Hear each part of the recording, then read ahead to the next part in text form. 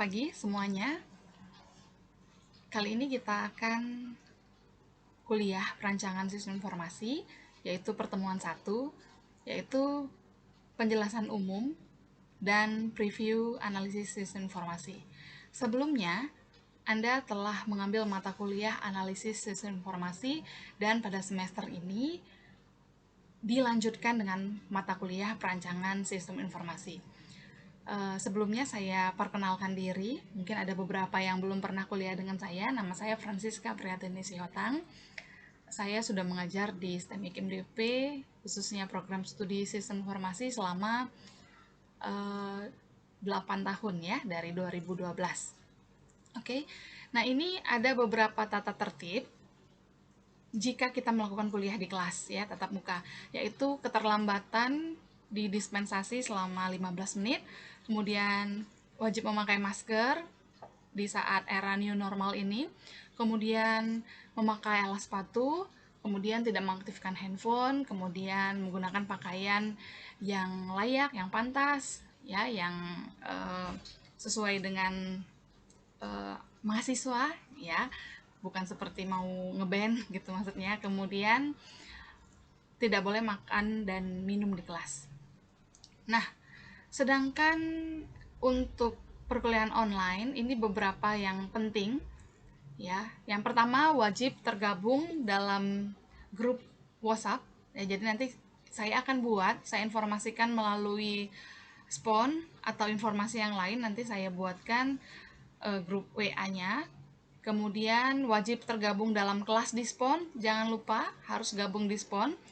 Kemudian wajib melakukan absensi di spon maksimal 30 menit setelah perkuliahan kita mulai. Jadi misalnya saya mulai kuliah jadwal kita ini jam 8 atau jam 7.50, maka 30 menit setelah saya masuk mulai melakukan konferensi video atau bentuk yang lain,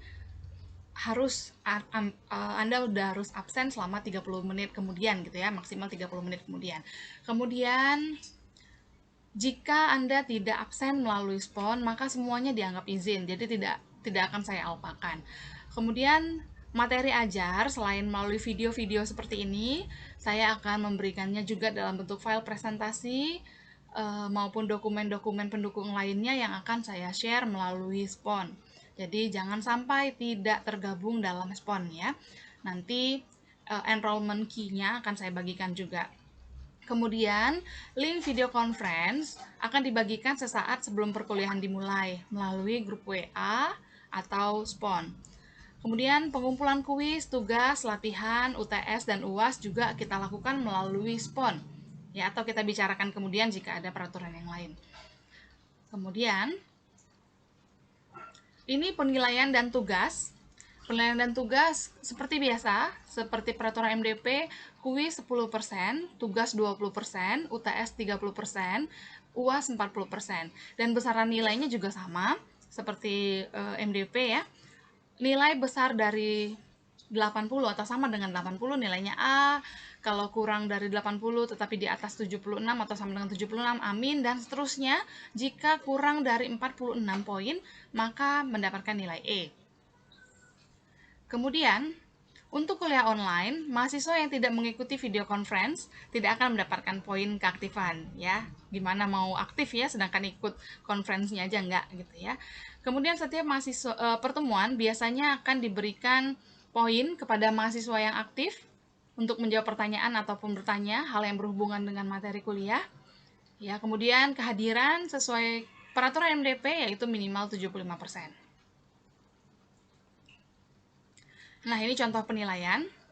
Jika Anda mendapatkan nilai kuis 80, kuis 2 70, tugas 1 80, tugas 2 90, UTS 70, UAS 50, maka akan mendapatkan nilai 65,5 itu di range B, min. Sedangkan jika Anda hadir 100%, maka akan mendapatkan 10 poin tambahan pada UAS. Maka UASnya yang tadinya 50 menjadi 60. Sehingga total nilainya dari 65,5 menjadi 69,5 dan dari B- berubah menjadi B Tetapi tidak menjamin semua yang hadir 100% nilainya akan berubah ya. Ini hanya kebetulan saja penilaiannya seperti ini karena kebetulan nilai dia ini hampir mendekati B ya. Nah, kemudian penting untuk diketahui, absensi 100% tidak menjamin kelulusan Anda atau merubah grade nilai, tapi bisa menambah nilai akhir. Tidak ada kuis susulan karena nanti akan saya informasikan sebelumnya, mungkin satu minggu sebelumnya. Kemudian tugas yang dikumpulkan terlambat akan mendapatkan potongan nilai sebanyak 5 poin per hari. Jadi diskon itu walaupun sudah dibatasi waktunya tuh kadang-kadang masih bisa diupload, tetapi akan ada pemotongan poinnya. Kemudian pemotongannya adalah 5 poin per hari keterlambatan. Jadi kalau Anda nilainya 70, telatnya 3 hari, maka Anda hanya akan mendapatkan 55 saja nilai tugasnya. Kemudian protes nilai diizinkan sesuai dengan ketentuan yang berlaku ya di MDP, dan pastikan nilai yang tercantum di simponi lebih kecil daripada yang tertera di lembar jawaban ujian. Sedangkan kalau masalah protes nilai karena hal-hal yang lain, bukan karena saya yang salah penilaiannya, maka tidak akan digubris ya, tidak akan dilayani. Oke, nah kali ini kita akan masuk ke materi, yaitu peran dasar sistem informasi, kemudian para pemain sistem informasi, driver bisnis, driver teknologi, manajemen proses, dan produk aplikasi sistem informasi. Nah, kita lihat apa ya sebenarnya peran dasar sistem informasi di dalam bisnis. Jadi sistem informasi ini banyak sekali perannya. Ya, di dalam bisnis banyak sekali kita melihat adanya peran sistem informasi baik dalam bisnis apapun. Ya, mungkin kalau kita sehari-hari melihat transaksi yang dilakukan di minimarket, kita melihat oh ada komputernya, kemudian nanti mereka bisa tahu stok barang. Ya, itu sebenarnya sistem informasi. Atau juga kita bisa melihat sebuah sekolah atau kampus, penerimaan mahasiswa baru, kemudian datanya disimpan, kemudian nanti proses akademiknya dilakukan melalui komputer, kemudian nilainya juga tersimpan di dalam database, kemudian ada mata kuliah prasyarat, kemudian ketika mau ngambil mata kuliah yang berikutnya nggak bisa karena nggak lulus mata kuliah prasyaratnya dan bisa diblok. Oh, itu ternyata adalah salah satu peran teknologi informasi ya, peran sistem informasi. Nah, bisnisnya apa saja? Banyak ya, tadi yang saya sebutkan bisnis minimarket dengan bisnis akademis, dalam tanda kutip bisnis bukan artian jual beli saja ya. Kemudian kita lihat yang pertama, SI itu berfungsi atau bertujuan atau berperan untuk mendukung proses dan operasi di dalam bisnis. Jadi dia menjadi pendukung proses. Ya, pendukung proses. Nah, ini yang saya jelaskan tadi ya, toko retail dan lain-lain. Atau juga Anda mungkin biasa belanja online menggunakan marketplace tertentu. Nah, itu juga fungsinya sistem informasi di situ adalah mendukung prosesnya dan operasi bisnisnya. Kemudian, mendukung pengambilan keputusan dalam bisnis. Ya, pengambilan keputusan. Jadi, sebuah sistem informasi itu dibuat untuk membantu manajer atau siapapun yang memang butuh untuk mengambil keputusan untuk membantunya mengambil keputusan. Jadi bukan untuk mengambilnya tapi membantunya ya, mendukung. Jadi bukan si komputer yang ambil di sini maksudnya, tetapi si manajernya terbantukan dengan sistem informasi. Ya, contoh misalnya ada tentang yang tadi minimarket, kemudian nanti ada data, ya data penjualan, barang terlaris, atau mungkin juga barang yang nggak laku-laku udah berbulan-bulan atau bahkan bertahun, barang kedaluarsa, kemudian pembeli A belinya apa aja, pembeli B belinya apa aja. Nah, itu salah satu peranannya si sistem informasi untuk membantu si manajer. Jadi manajer bisa melihat data, kemudian dia bisa mengambil keputusan. Kemudian mendukung berbagai strategi untuk keunggulan kompetitif. Ya, jadi untuk membuat sebuah strategi di dalam bisnis agar bisa bersaing dengan perusahaan lainnya, pesaing-pesaingnya, maka sistem informasi juga dapat membantu. Ya, contohnya di sini adalah manajemen toko yang membuat keputusan untuk memasang kios dengan layar sentuh dalam semua toko, ya, untuk merekam yang terhubung dengan situs e-commerce untuk belanja online. Jadi, yuk kita manfaatin sistem informasi, teknologi informasi untuk apa? Biar kita berbeda dengan pesaing-pesaing, ya. Atau sebuah sekolah juga, gimana caranya di masa pandemi bisa tetap eksis, ya, sekolah. Tetap bisa, atau kampus ya, tetap bisa melayani mahasiswa atau siswanya dengan baik, kemudian juga menjadi daya saing bagi dia untuk tetap diminati oleh calon-calon konsumennya ya, atau calon-calon siswanya. Gimana ya caranya? Oh, kita buat saja atau manfaatin saja sistem informasi buat sistem pembelajaran online seperti itu. Kemudian, nah, ini kerangka analisis dan desain sistem. Jadi, sistem itu apa sih sebenarnya? Ya, jadi kalau dilihat dari gambar ini, kayaknya sistem itu adalah sesuatu yang terhubung-hubung nih kayaknya nih. Ya. Jadi ada yang menghubungkan, tanda-tanda panah ini menghubungkan. Kemudian ada yang bekerja. Kemudian ada yang punya ide. Kemudian ada yang mindah-mindahin barang. Kemudian ada yang nikmatin aja. Ya, ada customernya di sini menikmati. Jadi sistem itu apa sih sebenarnya? Jadi sistem itu adalah kumpulan. Makanya di sini ada beberapa bentuk yang berbeda. Karena sistem adalah kumpulan dari elemen-elemen yang saling berhubungan atau terintegrasi dan mempunyai satu tujuan. Ya, sedangkan sistem informasi adalah pengaturan orang, data, proses, informasi, atau teknologi informasi yang berinteraksi untuk mengumpulkan, memproses, menyimpan, dan menyediakan sebagai output informasi yang diperlukan untuk mendukung organisasi. Sedangkan teknologi informasi itu menggambarkan kombinasi dari teknologi komputer yang merupakan perangkat keras, perangkat lunak, ya, jaringan data, ya, kemudian dan lain-lain ya. Jadi inilah kerangka analisis dan desain sistem. Kemudian ini konteks metode analisis dan perancangan sistem. Kita dapat memahami konteks metode analisis dan desain sistem ketika kita bisa mendefinisikan sistem informasi yang tadi dan 7 tipe aplikasi sistem informasi. Kemudian kita bisa mengidentifikasi tipe-tipe stakeholder, bisa mendefinisikan peran unik dari analis sistem, bisa mengidentifikasi keahlian yang diperlukan sebagai analis sistem informasi, menggambarkan driver bisnis saat ini, menggambarkan driver teknologi, menggambarkan proses sederhana untuk pengembangan sistem, dan membedakan antara pendekatan air terjun dan pendekatan berulang atau iteratif. Kemudian, nah, ini konteks metode analisis dan perancangan sistem yang tadi digambarkan dalam bentuk bagan. Yang pertama adalah pemainnya. Ya, siapa pemainnya di analisis dan perancangan sistem ini? Nanti dibahas selanjutnya di slide berikut. Kemudian, siapa driver bisnisnya?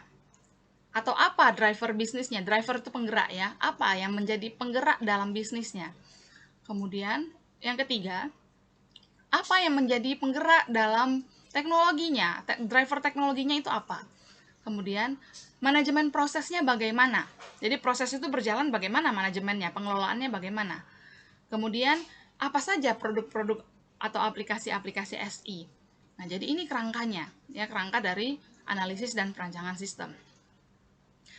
Nah, kalau kita ngomong pemain, sebenarnya siapa pemain itu? Ya, pemain adalah orang yang ada atau orang yang berada pada sesuatu ya, pada sebuah kegiatan. Itulah pemain. Misalnya pemain sepak bola. Berarti pemain sepak bola adalah yang main di kegiatan bermain sepak bola. Pemain basket, berarti dia juga adalah pemain yang atau orang yang terlibat dalam kegiatan bermain basket. Nah, itulah pemain ya. Saya rasa Anda mengerti pemain. Nah, pemain di dalam sistem informasi ada beberapa. Ya, ada beberapa tipenya atau beberapa jenisnya. Yang pertama adalah Stakeholder. Stakeholder itu apa? Stakeholder itu adalah yang memiliki ketertarikan pada sistem informasi, ya, yang ada atau yang sedang ditawarkan. Jadi dia tertarik. Itulah stakeholder. Siapa saja stakeholder ini? Stakeholder ini bisa termasuk pekerja informasi, yaitu orang yang pekerjaannya melibatkan pembuatan, pengumpulan, pemrosesan, dan pendistribusian dan penggunaan informasi. Kemudian pekerja pengetahuan, yaitu pekerja yang bertanggung jawab, tentang pengetahuan-pengetahuan khusus, ya, pada sistem informasi tersebut. Nah, itu stakeholder. Ya, jadi stakeholder adalah orang yang memiliki ketertarikan pada sistem informasi. Bisa saja pekerja informasi, bisa pekerja pengetahuan. Kemudian stakeholder system bisa berupa sistem analis atau analis sistem, yaitu orang yang mempelajari masalah dan kebutuhan sebuah organisasi untuk menentukan bagaimana orang, data, proses, dan teknologi informasi dapat mencapai kemajuan terbaik untuk bisnis. Jadi, sistem analis adalah yang menganalisis sistem informasi. Jadi, orang yang menganalisis ini bagaimana kebutuhannya.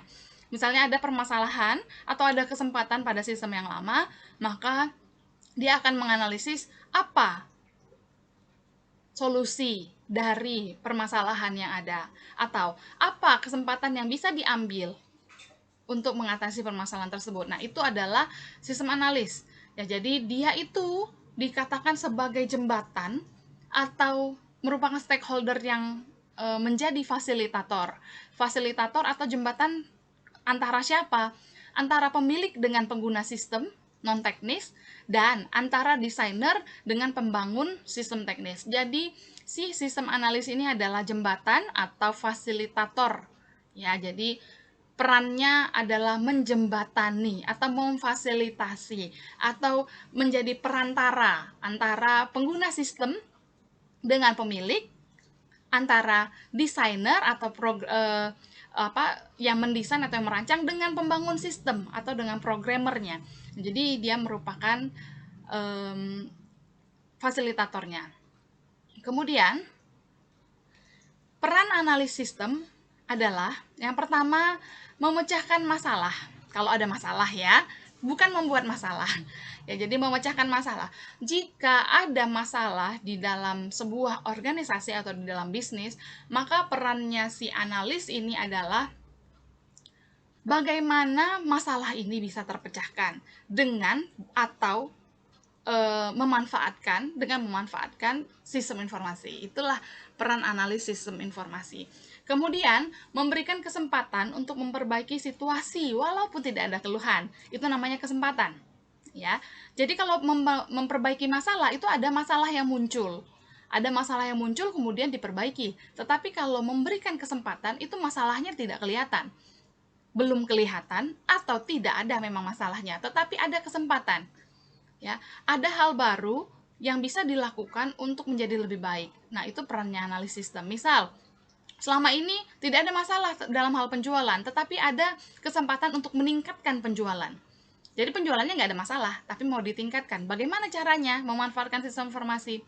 Gimana caranya? Nah, itulah perannya si analis sistem selain memecahkan masalah. Kalau memecahkan masalah, ini kayaknya lagi ada masalah, yaitu COVID. Kemudian penjualan menurun. Bagaimana kita pecahkan masalah ini menggunakan sistem informasi? Itu kalau ada masalah ya. Kalau tidak ada masalah ya bagaimana untuk meningkatkan. Jadi bukan masalah yang diselesaikan, tetapi membuat atau menemukan kesempatan untuk menjadi lebih baik. Kemudian memberikan petunjuk untuk mengubah situasi meskipun tidak ada yang mengeluh. Ya, tadi yang namanya juga nggak ada masalah pasti nggak dikeluhin ya sama orang-orang.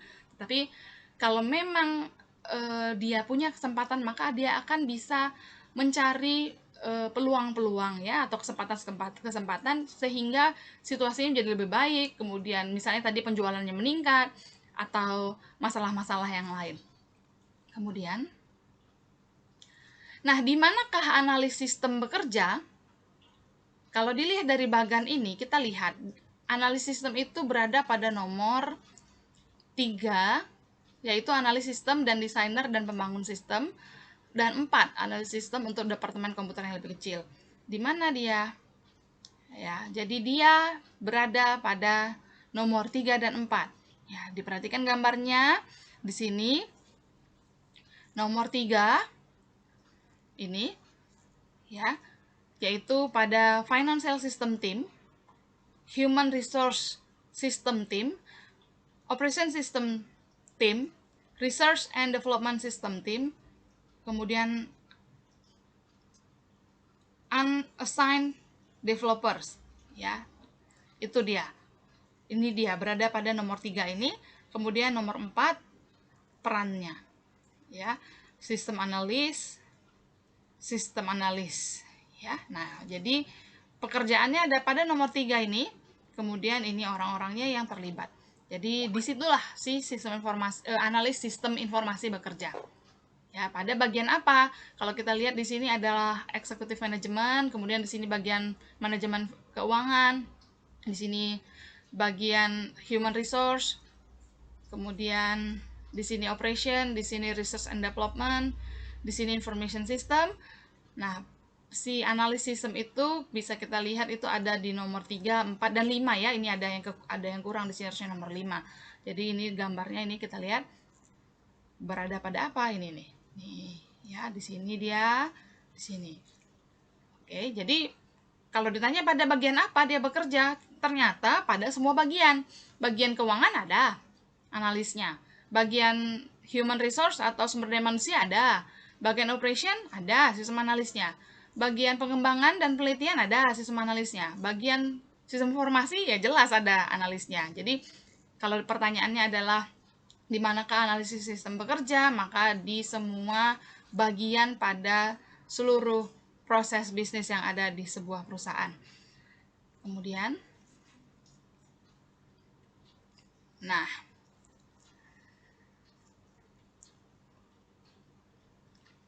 oke. Keahlian analis sistem. Apa yang harus dimiliki oleh analis sistem untuk mendukung pekerjaannya sebagai seorang analis?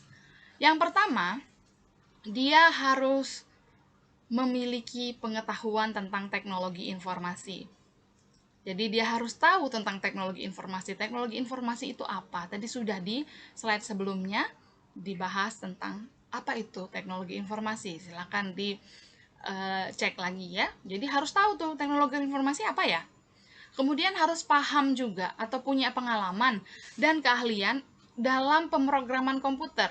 Walaupun nggak jago coding, ya analis memang nggak dituntut untuk jago coding, tetapi dia harus punya pengalaman dan bisa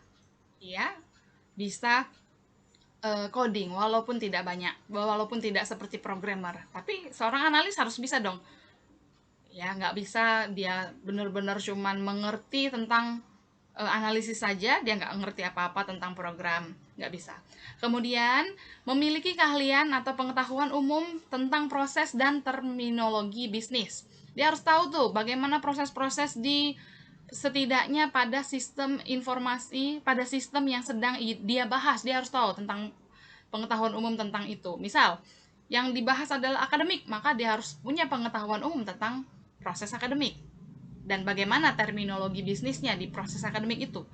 Kalau dia sedang membahas tentang manufaktur, misalnya manufaktur sebuah produk misalnya produk kimia, maka dia harus tahu tentang bagaimana proses yang ada di perusahaan itu, kemudian terminologi bisnisnya bagaimana, jadi apa saja yang terjadi. Ya, bagaimana misalnya nih, oh kalau manufaktur produk kimia itu kan berarti ada bahan bakunya diambil dari mana ya, kemudian oh bahan bakunya ternyata dari supplier, kemudian supplier itu bagaimana cara menemukannya, apakah cuman kita beli putus atau ada kerjasama ya. Kemudian kalau ada beberapa perusahaan yang mengajukan diri menjadi supplier kita, yang mana ya yang dipilih. Nah, itu proses-proses seperti itu harus diketahui. Kemudian juga setelah dapat nih suppliernya, bahan bakunya ada nih. Nah, kemudian diproses. Prosesnya bagaimana ya? Apakah langsung dibuat semuanya?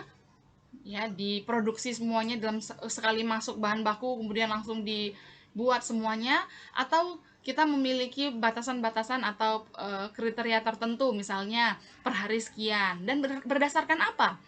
Berdasarkan kuota pabrik saja atau muatannya alat-alat produksi saja, atau sekali produksi, atau kita melakukan beberapa produksi kemudian kita sesuaikan jamnya atau yang lain.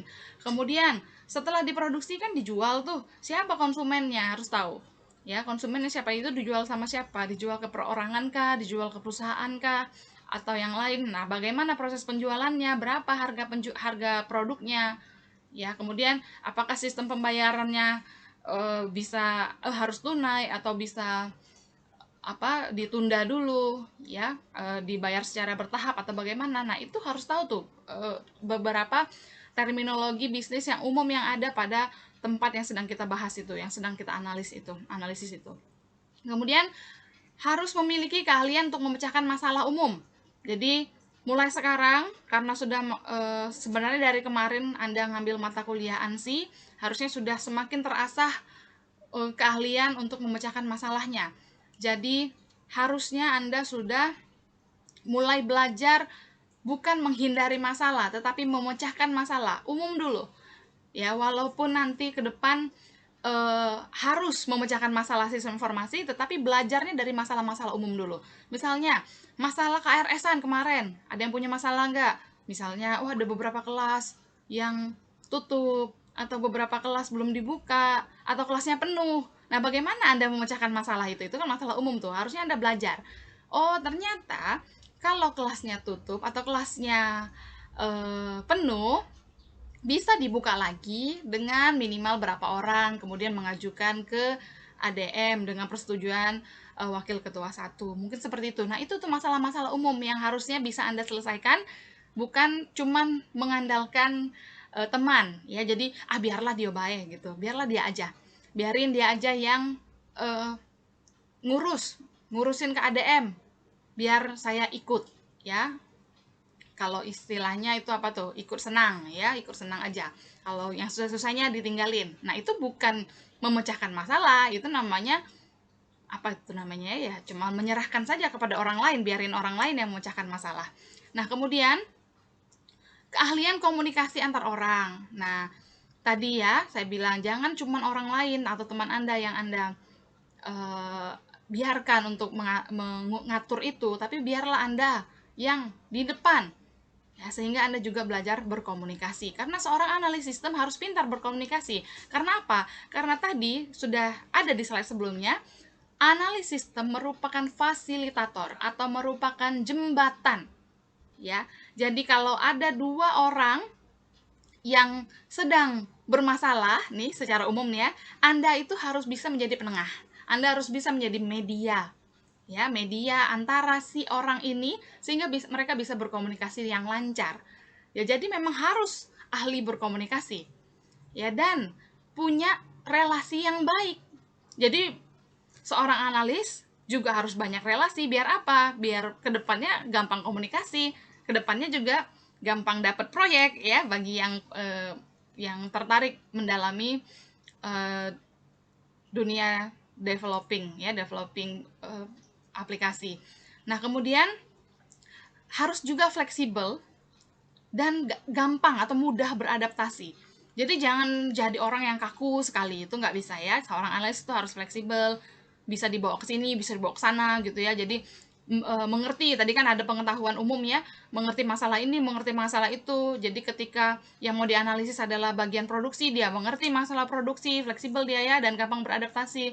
Kemudian ketika dia mau dia ditempatkan di bagian penjualan, dia juga mengerti bagaimana penjualan, proses penjualan, dan lain-lain. Kemudian yang tidak kalah penting adalah memiliki karakter yang baik, ya. Ini bukan analis saja, ya, tetapi semua orang yang bekerja itu memang harus memiliki karakter yang baik dan memiliki etika yang baik. Jadi mendukung etika yang baik, karena kita berhubungan dengan banyak orang. Apalagi analis tadi merupakan fasilitator, dia sangat banyak berhubungan dengan orang-orang, dengan pemilik sistem atau sistem owner, dengan programmer, dengan desainer atau perancang, dengan pengguna sistem. Jadi dia harus punya etika yang baik dalam menyampaikan kalimat, dalam berbicara, tadi kemampuan berbicara, kemudian memiliki karakter yang baik agar disenangi oleh orang. Kemudian, nah, ini ya tadi ya, yang diulang-ulang, analis sistem itu berperan sebagai fasilitator antara siapa? Ya, antara ya nih, lihat nih, antara nih pengguna. Nih.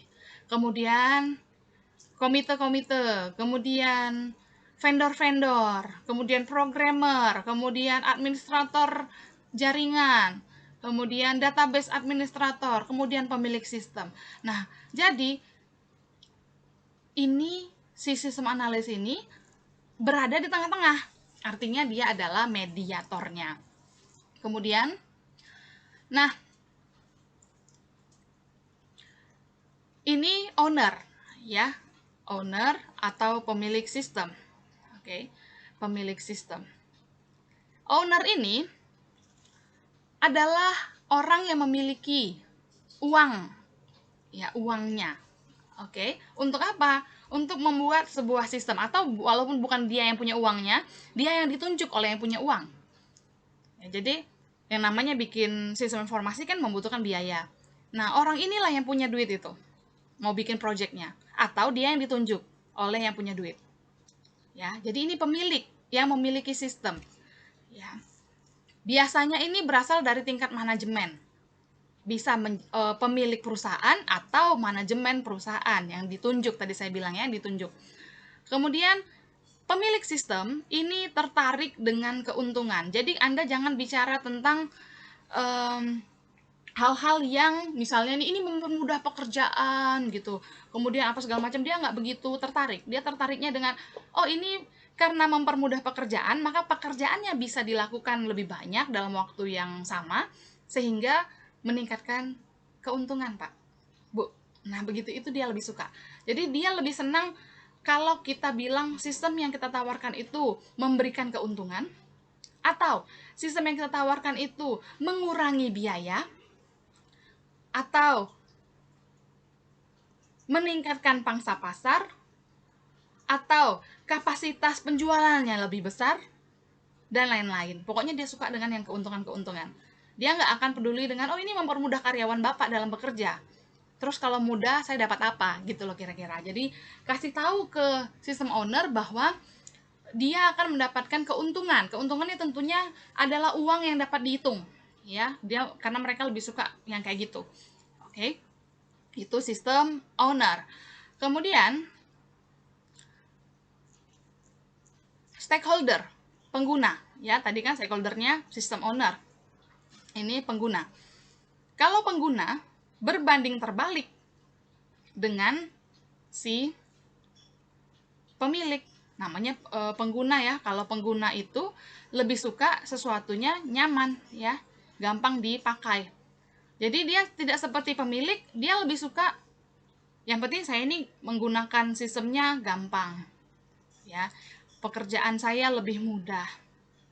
Jadi dia tidak akan peduli dengan biaya. Kebalikannya dengan si pemilik sistem tadi. Dia mengacukan biaya, dia mengacukan keuntungan sistem. Tapi bagaimana caranya dia suka sistem yang Anda usulkan ini mempermudah pekerjaan dia. Jadi ini sangat berbanding terbalik dengan si sistem owner. Nah, pengguna sistem ini ada dua, yaitu pengguna sistem internal, yaitu orang yang ada di dalam, dan eksternal yang ada di luar. Jadi menggunakan sistem kan ada bukan cuma yang di dalam organisasi ya, tapi juga ada di luar. Contohnya, kalau di Gojek, ya kita bawa nama perusahaan dulu nih, mereka itu kan ada internalnya, ya ada manajemennya, ada di dalam manajemen itu pasti terbagi-bagi, ada yang bagian marketing, ada yang bagian ngurusin GoFood, ada yang ngurusin drive itu ya, yang GoRide, kemudian ngurusin gokarnya mungkin, atau ngurusin pembayaran. Nah, itu kan berbeda tuh. Nah, itu bagian-bagian administrasi, bagian layanan mereka itu yang ada di dalam, itu internal, pengguna sistem internal. Ya, bagian keuangannya, bagian apa-apanya itu bagian internal. Sedangkan pelanggannya kita yang menggunakan, dan drivernya, ya pengemudi drivernya, dan yang lain-lain atau restonya, nah itu eksternal. Ya restorannya, kemudian kita sebagai pelanggan, kemudian mitra Gojek itu, si driver-driver itu, nah itu eksternal. Nah, kemudian kalau kampus MDP contohnya, internalnya siapa? Yang manajemen di dalam. Mulai dari marketing, kemudian bagian administrasi akademik, kemudian orang-orang yang ada di akademik itu, ya mulai dari pembantu ketua 1, 2, 3, kemudian para dosen. Nah, itu internal, itu kan menggunakan sistem informasi, tetapi dia memang orang dalam. Eksternalnya siapa? Mahasiswa. Ya, mahasiswa yang menggunakan sistem informasi MDP. Ya, jadi ada dua para pemain itu, ada dua tipe pengguna, yaitu pengguna internal dan pengguna eksternal. Kemudian berikutnya adalah desainer sistem. Ya, desainer sistem adalah yang mendesain atau yang merancang. Ya, kalau di desain pakaian atau fashion ini desainernya ya, yang gambar-gambar rancangannya.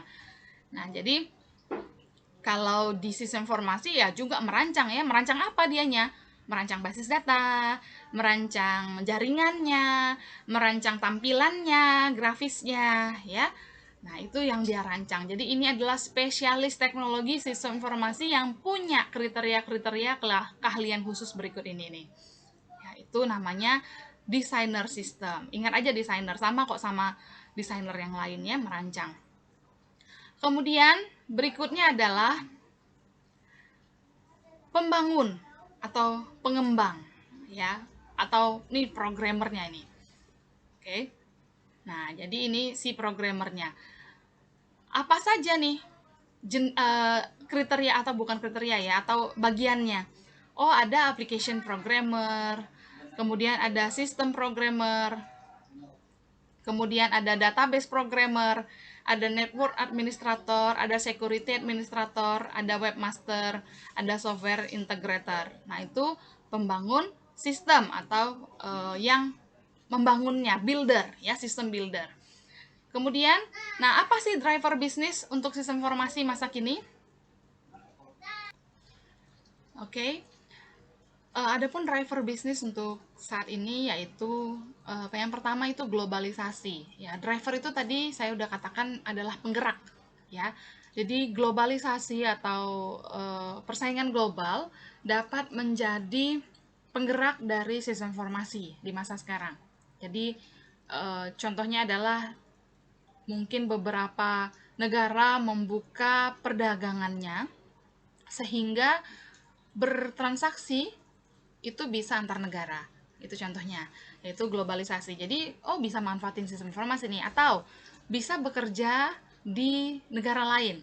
Ya, jadi kita tetap di Indonesia, tetapi nanti kita ternyata bekerja di perusahaan lain, kita tetap di Indonesia, perusahaannya entah di mana.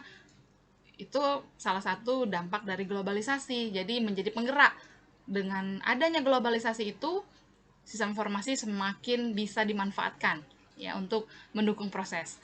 Kemudian e-commerce dan e-business, tadi saya sudah singgung penjualan ya, karena sistem informasi bisa dilakukan ya si perdagangan-perdagangan melalui elektronik ya. Jadi meningkatnya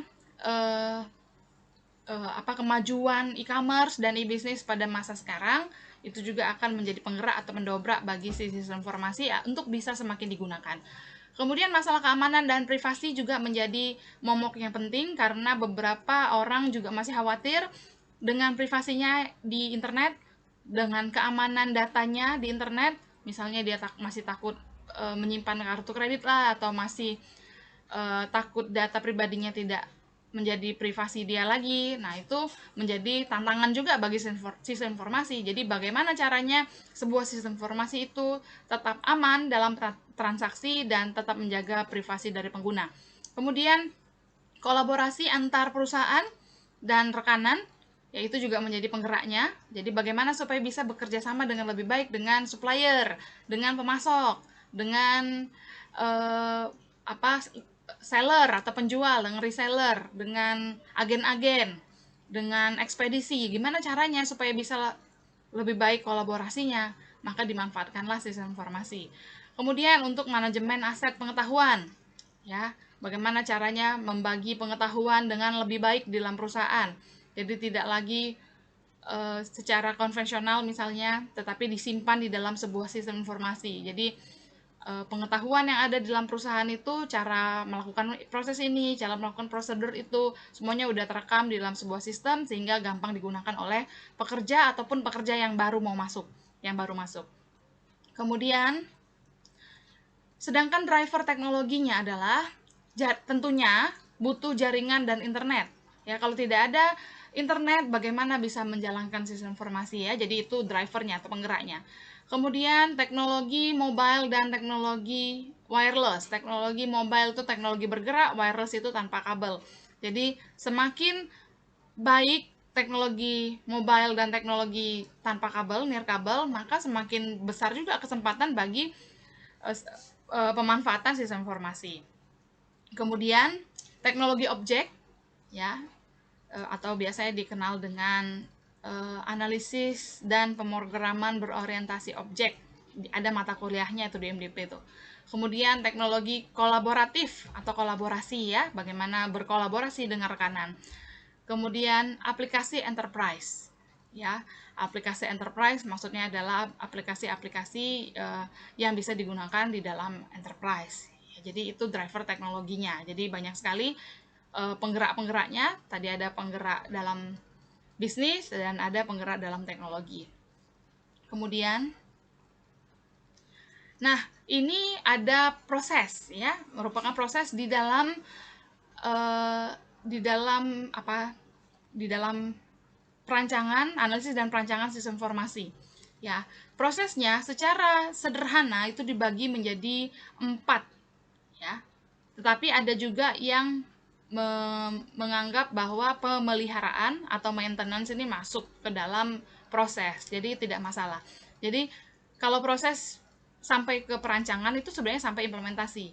Jadi inisiasi, analisis, desain, implementasi cukup. Tetapi ada yang mengatakan fase pemeliharaan itu juga masuk ke dalam fase analisis dan perancangan sistem informasi, karena di saat pemeliharaan itulah saat digunakan maka harus dipelihara, dalam artian ketika ada permasalahan maka diperbaiki, ketika ada bug maka diperbaiki. Nah, itu katanya masuk juga. Tetapi kalau di sumber yang lain mengatakan 4, di sumber yang lain lagi mengatakan 5, ya, tidak masalah ya. Ini di buku Witten itu sendiri ada 5 fase. Sedangkan ini ada perbedaan antara model waterfall dan model iteratif.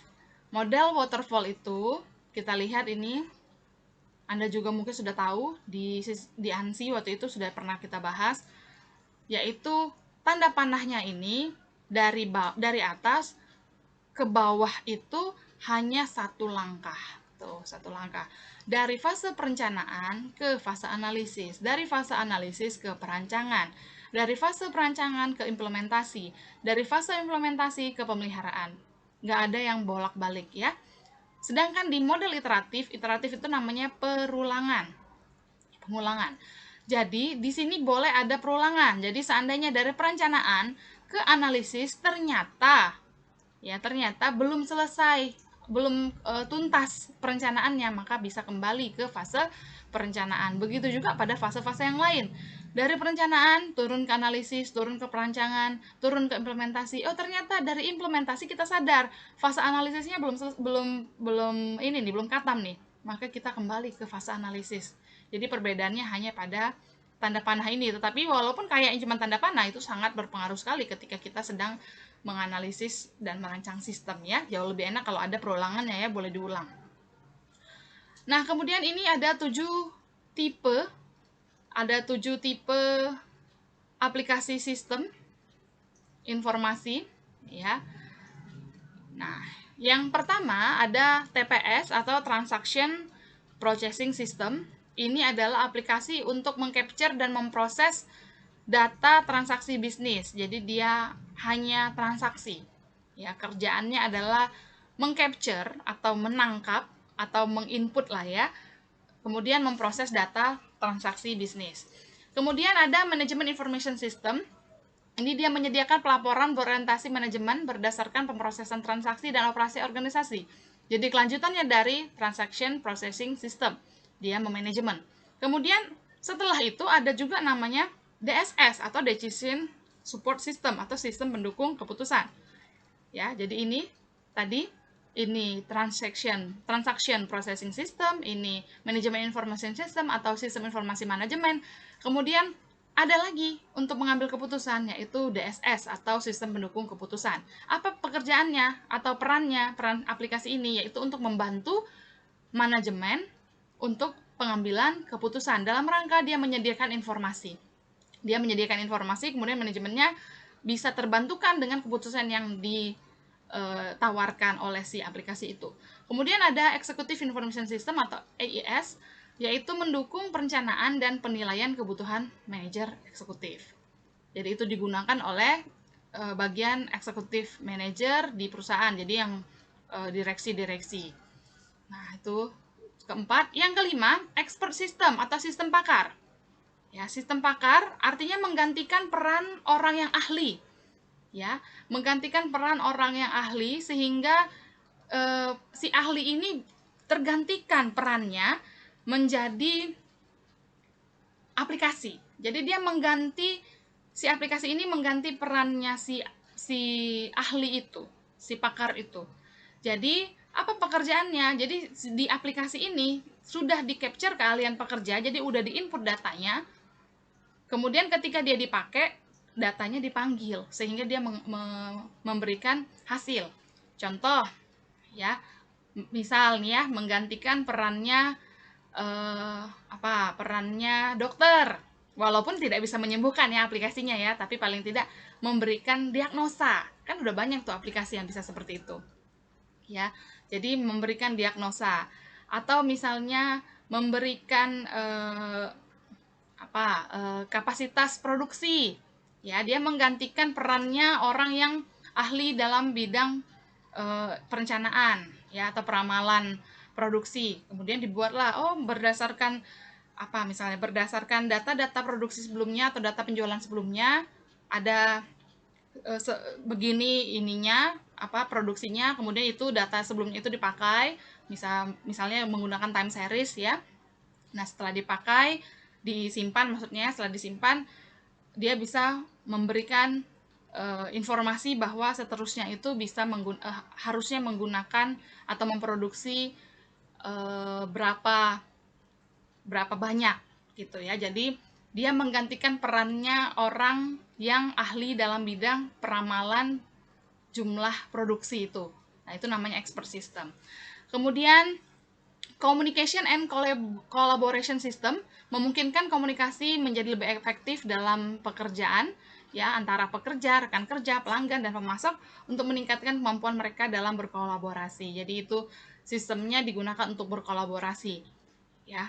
Nah, contohnya juga spon kita itu kan kolaborasi antara saya sebagai dosen, Anda sebagai mahasiswa, yaitu salah satu contoh kolaborasi. Kemudian ada Office Automation System, yaitu sistem itu, aplikasi itu dibuat untuk mendukung aktivitas kantor, sehingga aktivitas kantornya menjadi lebih mudah ya. Misalnya yang selama ini banyak menggunakan kertas, diminimalisir penggunaan kertasnya, tapi digantikan dengan menggunakan aplikasi. Nah, itu contoh dari penerapan Office Automation System. Oke. Nah,